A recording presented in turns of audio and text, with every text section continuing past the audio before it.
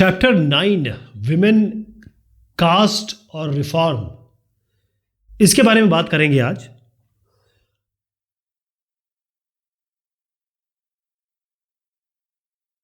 Girls begin going to school. अब ये जो लाइन है ये आपके लिए काफ़ी सरप्राइजिंग होगी कि लड़कियां तो स्कूल जाती हैं, इसमें नई बात क्या है। लेकिन 200 साल पहले और उस दरमियान ये वाकई में बड़ी बात थी। जितने भी रिफॉर्मर्स आप यहां देख रहे हैं और जिनके बारे में हमने पहले भी बात की, उन सबका एक मानना था कि ये जो गर्ल्स हैं या इन्हें वुमेन कहें, अगर इनकी सिचुएशन को, इनकी दशा को सुधारना है तो इन्हें आपको शिक्षा देनी पड़ेगी, यानी कि इनको एडुकेट करना पड़ेगा, एडुकेशन देनी पड़ेगी। तो आप यहां पर देखिएगा, ये है ईश्वर चंद्र विद्यासागर साहब। इन्होंने कलकत्ता में बहुत सारे स्कूल खोले, स्पेशली जो स्कूल खोले वो लड़कियों के लिए खोले, ओनली फॉर गर्ल्स। अब जब स्कूल खुले, अब इन्होंने खोले, कई लोगों ने खोले, मैं मिड 19वीं सेंचुरी की बात बता रहा हूँ आपको, तकरीबन 1850 की बात बता रहा हूँ। तो जब ये स्कूल खुले तो कई लोगों को डर था। उनका ये डर था कि पहली चीज़, जो लड़कियां हैं उनको ये स्कूल वाले इनके कामकाज से दूर कर देंगे। कामकाज क्या हुआ? लड़कियों की रिस्पॉन्सिबिलिटी थी घर का सारा काम करना, जिसमें सफाई आती है, क्लीनिंग आती है, जिसमें कुकिंग आती है, बाकी और तमाम तरह के घर के काम लड़कियां करती थी। तो अब ये जब पढ़ने चली जाएंगी या उनको पढ़ाया जाएगा तो ये घर के काम कैसे करेंगी? पहली चीज़ तो ये हो गई। दूसरा, मतलब डोमेस्टिक ड्यूटीज़ नहीं हो पाएगी। दूसरे में आते हैं कि जब लड़कियां एक जगह से दूसरी जगह जाएंगी, स्कूल घर पे तो नहीं होगा, घर के आसपास हो सकता है, थोड़ी दूरी पे भी हो सकता है। तो जब यहाँ से यहाँ तक जाएंगी तो यहाँ तमाम तरह के लड़के, आदमी, उल्टे सीधे लोग होंगे, अच्छे भी होंगे, बुरे भी होंगे, इस बात का डर था। और दूसरा ये था कि अगर ये इन लोगों के टच में आ गई या इनके इन्फ्लुएंस में आ गई तो हो सकता है कि ये बिगड़ जाए, खराब हो जाए। ओके, तो ये पब्लिक प्लेस में और भी चीज़ें होने की संभावना रहती है, उस ज़माने में तो बहुत ज़्यादा थी। तो ये एक दिल में डर था, जो कि मैं भी मानता हूँ अभी के समय में वाजिब था, क्योंकि आज भी कई ऐसे इलाके हैं हिंदुस्तान में जहाँ पर ये डर है। तो हुआ ये कि जितने भी ऊंचे लोग थे, मतलब ये कहें कि मान लीजिए हस्बैंड है या फादर है, जिनके घर में लड़कियां थी, और ये उदारवादी थे, लिबरल थे कि ये मानते थे कि एडुकेशन बहुत ज़रूरी है, तो भी इन्होंने किसी को, मतलब अपनी बच्चियों को स्कूल नहीं भेजा। इन्होंने घर पे ही, यानी होम एडुकेशन दिया, घर पे इनकी शिक्षा दी। कभी कभी ऐसी लड़कियां या ऐसी औरतें भी हुई जिन्होंने अपने आप को खुद ही पढ़ा लिया, किसी की ज़रूरत ही नहीं पड़ी उनको, या उनको पढ़ने से रोका जाता या उनको पढ़ाया नहीं गया तो खुद ही पढ़ लिया उन्होंने। यहाँ पर आप देखिएगा, ये बहुत बड़ा नाम है, इनका नाम है रास सुंदरी देवी। क्या नाम है? रास सुंदरी देवी। अब ये जो महिला है, इन्होंने दिया समझते हैं आप? लैंप, इसमें बाती होती है या तेल डालते हैं, जलता है, बहुत कम लाइट आती है। रात को जब सब सो जाते थे तो इस दिए की लाइट से इन्होंने सारी पढ़ाई की, पढ़ना और लिखना दोनों सीखा, यानी कि रीडिंग राइटिंग दोनों सीख ली। और उसके बाद इन्होंने ऐसी किताब लिखी जो आज भी लोगों के लिए एक एग्जाम्पल है। इन्होंने किताब लिखी अमर जीवन, बंगाली है तो अमर जीवन, राइट। तो आप समझ लीजिए, कैंडल, मोमबत्ती और दिए में लड़कियों ने पढ़ा है, औरतों ने पढ़ा है। अब थोड़ा सा हम इसी सेंचुरी के थोड़ा सा आगे आ जाए, मतलब इसी सेंचुरी में चल रहे हैं, लेकिन थोड़ा सा 1850 1870 की बात कर लेते हैं। यहाँ पर क्या हुआ कि बहुत सारे ऐसे स्कूल, जैसे आर्य समाज ने, आपको मैंने बताया था आर्य समाज के बारे में, पंजाब में बहुत सारे स्कूल खोले। ये ज्योतिराव फुले साहब है, इनके बारे में हमने बात की। इन्होंने महाराष्ट्र में बहुत सारे स्कूल खोले और ख़ास तौर पे लड़कियों के लिए स्कूल खोले। अब बहुत सारे ऐसे कुलीन मुस्लिम घर थे, यानी हिंदू मुस्लिम सब रहते थे, तो मुस्लिम घर जो थे, जो कुलीन थे, यानी कि थोड़ा हाई कास्ट सोसाइटी को बिलोंग करते थे, नॉर्दर्न इंडिया की बात कर रहा हूँ मैं, उत्तर भारत की बात, उनकी जो लड़कियां थी, उनकी औरतें कहाँ पढ़ती थी? उनके लिए टीचर आते थे, उनको अरबिक शिक्षा और बाकी शिक्षा इनको घर में दी जाती थी। अब यहाँ पर आइए, जब इनको घर पे पढ़ाया जा रहा है या औरतों को कम पढ़ाया जा रहा है, तो जब मुसलमान को छोड़िए, आप हिंदू को ही कम पढ़ाया जा रहा है जो कि 80% जनसंख्या है, तो मुसलमानों की बात ही छोड़ दीजिए। तो इस ज़माने में सैयद मुमताज़ अली साहब हुए, उन्होंने क्या कहा कि भाई, जैसे मैंने आपको बताया था कि रॉय साहब ने क्या किया था, रॉय साहब ने कहा कि भाई वो गए पुरानी किताबों पे, एंशंट जो सेक्रेड है, पवित्र ग्रंथों पे गए, वहाँ का एक वर्स उठा के लाया, वहाँ का एक पंक्ति उठा के लाई और कहा देखिए आप जो कर रहे हैं सती प्रथा और ये विधवा विवाह नहीं होने दे रहे, ये तो इसमें बिल्कुल जायज़ है, विधवा विवाह और सती प्रथा बिल्कुल गलत है। तो इन्होंने इसके हिसाब से लोगों को समझाया। ऐसे सैयद मुमताज़ अली साहब ने क्या कहा, इन्होंने कुरान एक बहुत ही पवित्र जैसे ग्रंथ है मुसलमानों का, उन्होंने यहाँ से वर्स उठाए, जैसे इसमें श्लोक और पंक्ति होती है, तो यहाँ पर आपके कलमे होते हैं, इस तरीके की चीज़ें होती हैं, और वो उठा के लाए और वो दिखाया कि देखिए विमेन एजुकेशन तो इसमें लिखा गया है कि वुमेन को तो एजुकेशन देनी पड़ेगी, इसमें कहीं ऐसा नहीं लिखा गया कि औरतों को एजुकेशन नहीं देनी है।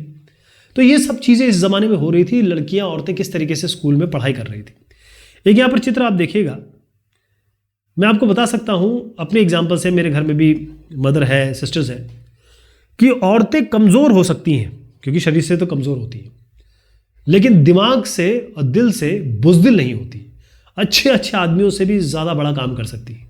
जब बच्चा एक होता है औरत का, तो 8 हड्डियाँ अगर आपके हड्डियाँ में मतलब कोई तोड़े, 8 हड्डियाँ मैं एक साथ तोड़ूँ तो जितना दर्द होगा उतना एक बच्चा पैदा करने में औरतों को दर्द होता है। तो औरतों का तो आप छोड़ दीजिए, ये जिस भी लेवल तक आप बोलेंगे वहाँ अचीव कर सकती है। तो यहाँ पर मसला ये हुआ कि औरतों को कमतर माना गया, तो उनको कहा गया कि या जो एजुकेशन दी गई, औरतों को कम सिलेबस दिया जाता था, कम शिक्षा दी जाती थी। तो यहाँ पर एक आप देखिएगा, ये स्टूडेंट आप देख रहे हैं हिंदू महिला विद्यालय। ये जो हिंदू महिला विद्यालय है, ये ऐसा पहला इंस्टीट्यूशन था जहाँ पर जो लड़के पढ़ रहे थे उतनी ही पढ़ाई लड़कियों से करवाई जा रही थी, या लड़कियां पढ़ रही थी और बहुत अच्छे से पढ़ रही थी। ओके, इसके अलावा ये तो बता ही दिया मैंने, ईश्वर चंद्र विद्यासागर साहब। Women right about women. अब रास सुंदरी देवी ने लिखा अमर जीवन, तो एक औरत का जीवन ही तो बताया उन्होंने, राइट। अब आप यहां पर देखेंगे कि जो अर्ली 20th सेंचुरी यानी कि 1900 से आगे ले जा रहा हूं मैं आपको, बहुत सारी महिलाएं, जैसे यहां पर आप देखिए जो 4 आपको चित्र में दिख रहे हैं, ये बेगम है भोपाल की। बेगम किसे कहते हैं? एक तो पत्नी को कहते हैं, और जो इलीट क्लास की कुलीन वर्ग की जो पत्नियां होती हैं उनको बेगम कहा जाता है, बेगम।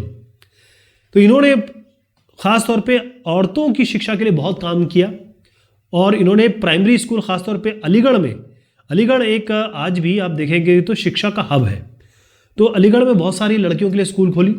यहाँ पर आप जो चित्र देख रहे हैं बहुत बड़ा नाम है, इनका नाम है बेगम रुकैया सखावत, है ना। कहीं मैं देख रहा था तो कोई साहब बोले थे शेखावत, शेखावत नहीं है ये है बेगम रुकैया सखावत हुसैन। इन्होंने पटना में, क्योंकि बंगाली दिख रहा है नाम से ही लग रहा है, तो पटना और कलकत्ता, यहाँ पर जो मुस्लिम लड़कियाँ हैं, मुस्लिम गर्ल्स हैं, उनके लिए बहुत सारे स्कूलों की शुरुआत की। और सबसे बड़ी बात, अब रुकैया साहब का, रुकैया मैडम का नाम क्यों ले रहे?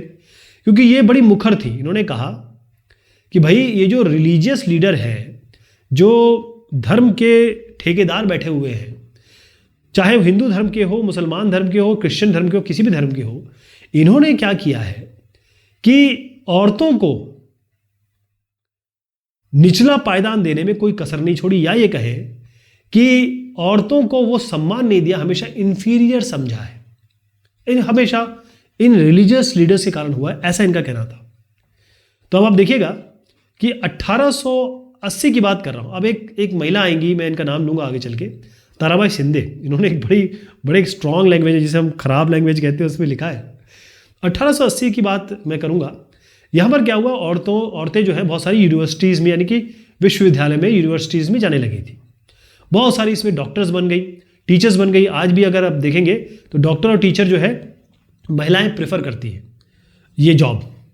बहुत सारी ऐसी थी जिन्होंने बड़ा क्रिटिकली लिखा। क्रिटिकली मतलब जो भी एक औरत के साथ हो रहा है, जो भी औरत के साथ हो रहा है, इन कई जो पढ़ लिख गई, उन्होंने बड़ी आलोचनात्मक तरीके से लिखा समाज के बारे में, सोसाइटी के बारे में, कि औरतों का कितना कितना शोषण हो रहा है, क्या निम्न स्तर पे उनको रखा हुआ है, ना पढ़ाई लिखाई जा रही है, बस किचन में और बच्चों में वो उनको एक तरीके से दायरा उनका बना दिया गया है। तो यहीं पे आई ताराबाई शिंदे। ताराबाई शिंदे जो थी, ये देखिएगा आप, ताराबाई शिंदे जो है ये अपने घर पे ही इनको पढ़ाई हुई पूना में, जो आज पुणे है, पूना में इन्होंने घर पे ही पढ़ाई की। अब इन्होंने एक किताब लिखी, बड़ी इंपॉर्टेंट किताब है, वो है स्त्री पुरुष तुलना। आप मुझे बताएंगे किसने किताब लिखी? स्त्री पुरुष तुलना ताराबाई शिंदे ने। या बेसिकली स्त्री पुरुष तुलना का मतलब होता है आदमी और औरत का कंपैरिजन, उनके बीच में वर्सेस। अब इन्होंने क्या किया कि जो समाज में, सोसाइटी में जो मेन और जो विमेन, इनके बीच में जो डिफरेंस था, जो दायरा था, ऊंच नीच थी, उसको इन्होंने सामने पेश किया। अब आप देखिएगा इन्होंने क्या लिखा, आपको पढ़ के बड़ा अच्छा लगेगा, मतलब बड़े स्ट्रॉन्ग वर्ड लिखे, है ना। इन्होंने ये कहा कि एक औरत को अपनी ज़िंदगी प्यारी नहीं है क्या? एक औरत भी तो उसी हार्ड मास की बनी हुई है, उसका भी दिल है, उसका भी दिमाग है। हाँ, आप ये बताइए कि औरतें किस लिए बनी है, किस चीज़ के लिए आई है? आप ये समझ लीजिए कि जब भी एक आदमी की मृत्यु हो जाती है, आप आते हो और एक नाई को साथ में लेके आते हो, और उसके सबसे ध्यान रखिएगा कि औरतों का ना, उन औरतों के बाल उनको बड़े पसंद होते हैं। पता नहीं ये मतलब औरतें ज़्यादा बेहतर जानती हैं, बालों से उनका बड़ा प्यार होता है। तो नाई को लेके आते हो और किसी मेरे हस्बैंड के मर जाने पर या हमारे हस्बैंड के मर जाने पर आप हमें गंजा कर देते हो, सारे बाल साफ करा देते हो। किसी भी अच्छे ओकेजन में जिसको अटेंड करना, जिसका आनंद उठाना हमारा भी एक ये कहें कि हमें भी उसको हमें जाने देना चाहिए। ऐसी किसी भी शादी में, रिसेप्शन में, या किसी भी पवित्र या कैसे ऑस्पिशियस ओकेजन में कभी भी हमको वहां नहीं जाने दिया जाता जहां मैरिड औरतें जा सकती हैं। अब हमारा पति मर गया तो इसमें हमारी क्या गलती है जी? तो इन्होंने ये कहा कि हमारे आदमी के मर जाने से हमको एक तरीके से बैड ओमेन, या ये कहेंगे कि ये तो इसको लाओगे ना तो थोड़ा ठीक नहीं रहेगा, ये जो अच्छे ओकेजन है, पवित्र ओकेजन में ना इनको लाना ठीक नहीं है, बैड ओमेन है। यानी इसका शब्द मेरे ध्यान में नहीं आ रहा है कि ये आ जाएंगी ना तो विनाश हो जाएगा, ऐसा कुछ ऐसा सोचना था। तो इन औरतों को, जिनकी जो विधवा है, इनको दूर रखो हर चीज़ से, ये ताराबाई शिंदे ने कहा। अब यहां पर बड़ा नाम है पंडिता रमाबाई। अब सबसे बड़ी बात यह है, पंडिता इसलिए इनको कहते हैं क्योंकि एक तो ये संस्कृत की बहुत बड़ी ज्ञाता थी, और ये बात करने में और जिरह करने में, डिस्कशन करने में भी बहुत तेज थी।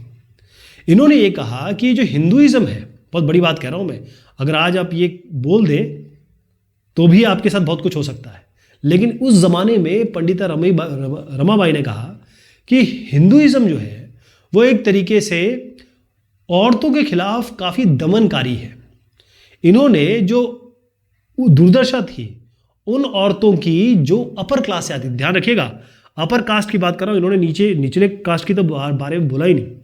सबसे बड़ी बात है कि अपर कास्ट की महिलाओं के यह हाल है, तो जो बेचारी लोअर कास्ट की महिलाएं, उनका क्या हाल होगा। इन्होंने कहा कि कितनी दुर्दशा है जो अपर कास्ट की महिलाएं हैं। फिर उन्होंने एक बड़ा अच्छा काम किया, पंडिता रमाबाई ने पूना में एक शेल्टर होम खोला। बहुत बड़ी बात है ये, उस ज़माने में एक शेल्टर होम खोला, और ये जो शेल्टर होम था ये बेसिकली किसके लिए था? ये था विडोज़ के लिए। मतलब किसी का पति मर गया, उसके घर वालों ने उसे बाहर भगा दिया, या उसके साथ अच्छा व्यवहार नहीं हो रहा है रिलेटिव्स उसको, क्योंकि उस ज़माने में ऐसे ही होता था, आज भी निकाल देते हैं लोग। तो मतलब बच्चे माँ बाप को घर से बाहर निकाल देते, सोचिए तो उस ज़माने में क्या होता होगा। तो ये शेल्टर होम बनाया गया ताकि विडोज़ को सिखाया जा सके, काम सिखाया जा सके, और ऐसे काम सिखाया जा सके जिनसे इनकी रोजी रोटी चले, यानी इनका जो लालन पालन हो सके, लाइवलीहुड कमा सके अपनी, राइट। अब हुआ ये कि बहुत सारे ऐसे, देखिए कहीं भी हर एक्शन का रिएक्शन तो होता है। उन्होंने ये कहा कि बहुत सारे जो हिंदू नेशनलिस्ट थे, मतलब हिंदू राष्ट्रवादी जो लोग थे, उन्होंने ये कहा कि जो हिंदू औरतें हैं, हिंदू विमेन हैं, ये बहुत ज़्यादा वेस्टर्नाइज हो रही हैं, कपड़े उस तरीके से पहन रही है, हाव भाव उसके उस तरीके से है, निकल रही हैं रात को घर से। तो ये जो वेस्टर्न वेज है, या वेस्टर्न तरीका है, इसको अपनाना शुरू किया है इन्होंने। और अगर ये वेस्टर्न तरीका या पाश्चात्य सभ्यता को अपनाएंगी तो हिंदुस्तानी सभ्यता जो है वो उसका ह्रास होगा, वो करप्ट हो जाएगी।